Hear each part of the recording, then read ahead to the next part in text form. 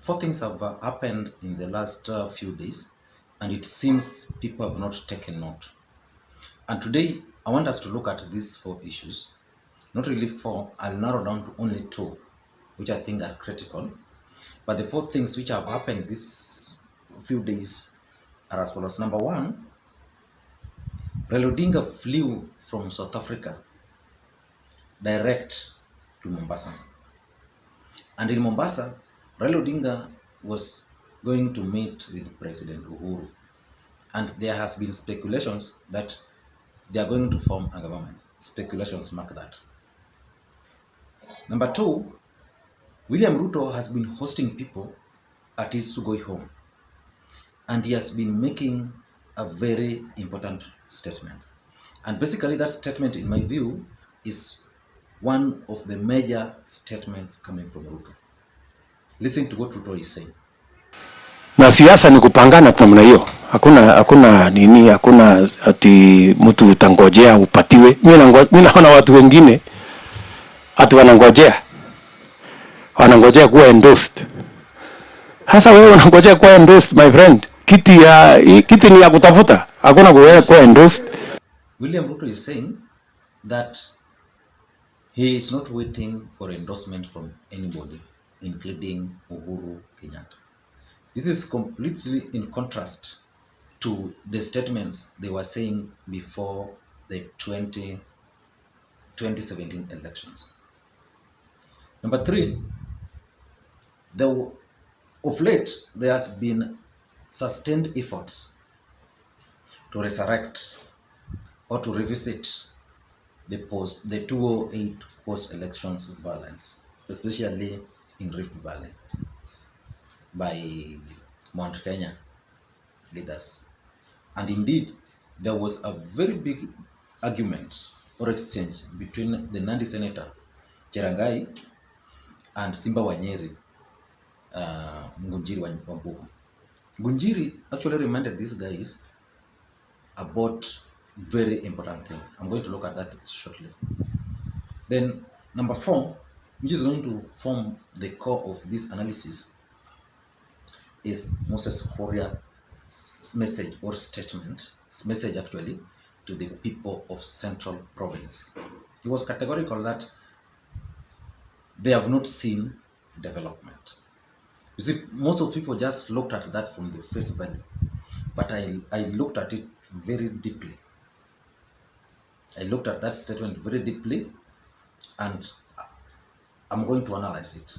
So, but before we continue, please kindly remember to subscribe. Okay, guys.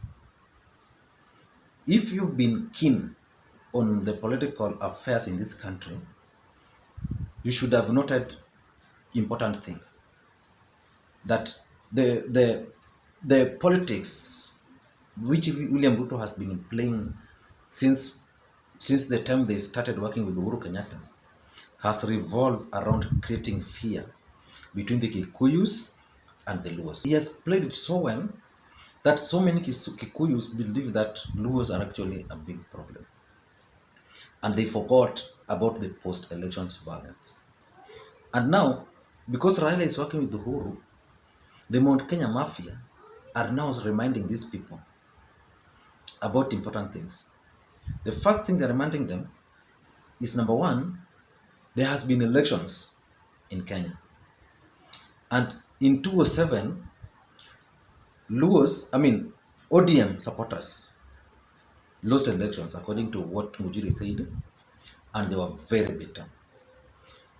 But out of that bitterness, a lot of Kikuyus, a war erupted and a lot of Kikuyus were killed in Rift Valley.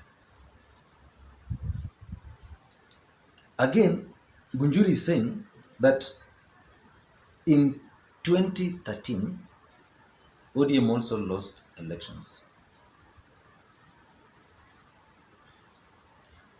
But they were bitter, but there was no death. Kikuyus were never killed. And he's reminding these people again that in 2017, There was also ODM supporters also lost elections, but Kikuyus in Rift Valley were never killed. From that statement alone, Ngunjiri is saying a simple thing, that in 2008, the Kikuyus were killed because William Ruto and other Kalenjin leaders were with ODM. And the fact that they were not together with ODM, and that's why now these people were not killed. That's something that Ngunjiri said, and we'll look into that in maybe our subsequent video. But today, I want us to focus on the statement by Moses Kuria, what he probably meant. Right? Now, let's listen to what Moses Kuria said keenly. Just listen to it, then we can now go ahead and dissect it. Mimi nataka kusema hivi, tukifungua mwaka wa 2019, nyinyi mfikirie sana, mfanye hili. Hii mambo, kazi yetu ni kupiga kura.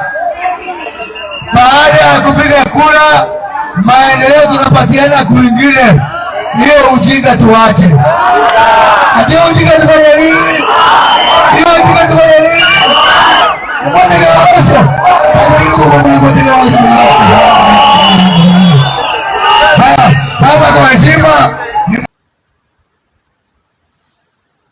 Okay, if you listen keenly to that statement by Moses Kuria, you would think from the face value that that message is targeted at Uhuru Kenyatta, and that Uhuru Kenyatta has not initiated any meaningful development in Central Province. But in my view, what I can deduce from that particular statement is two things. Number one, in my view, Moses Kuria is telling the Mount Kenya voters to start preparing to vote for one Raila Odinga. If you listen to that statement by Moses Kuria, he mentioned Kisumu as an example. He said clearly that Uhuru Kenyatta, he was with Uhuru Kenyatta when Uhuru was actually launching roads and other projects in Kisumu. In short, he's telling these people that despite the fact that Kisumu never voted for Uhuru Kenyatta still took development there. So his message to these people is that if they vote for Raila Odinga might take development to Central. He might ignore the Luos, but take development to Central. That's how I understood that statement. The other way I understood it, the second way I understood it, was simple. He was telling these people that we should not allow ourselves to be voting robots. This means, you see, these guys had a pact running up to 2032. So it's reminding these people that they should not be voting robots. That now they have to vote the way they agreed in 2013, 2017, and then they continue that 2022 and 2032. That would mean they are actually voting robots. So it's warning them against being voting robots. So those who could not understand the deeper details about what Moses Kuria was saying would easily think this guy is talking about Uhuru Kenyatta. Remember, Moses Kuria is the MP for President Uhuru Kenyatta in Gatundu. And he made these statements in Kiambu County, in Thika to be precise. So that's also very critical.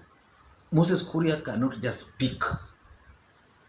Remember, every time Uhuru Kenyatta wanted to pass a message for the last 4 years or 5 years, he's always used Moses Kuria. So whatever Moses Kuria said in that particular function must be interpreted with a deeper understanding, similar to the understanding between Uhuru Kenyatta and Raila Odinga. Yeah. So, in my view, Moses Kuria has also been sent together with Wambugu to pass important messages to the masses, the Kikuyu masses. They were supposed to remind them about the PEP. They are supposed to be reminded that they are not voting robots, to vote the same way from 2013, 2017, 2022 to 2032. And also that it's not a must that your people, it's not a must that you must vote for your guy for you to receive development. That's how I understood that statement. I don't know, you might have understood it in a different way. So I'll give you an opportunity to, using a comment, just drop a comment below to explain what you understood by that statement. Thank you guys for watching, and please don't forget to subscribe. I intend to produce another video today about influential ODM leaders who are going to influence Raila Odinga politics in 2019. That's the next video. I'm working on it. I think it will be up by evening. Thank you guys for watching, and please don't forget to subscribe. Thank you.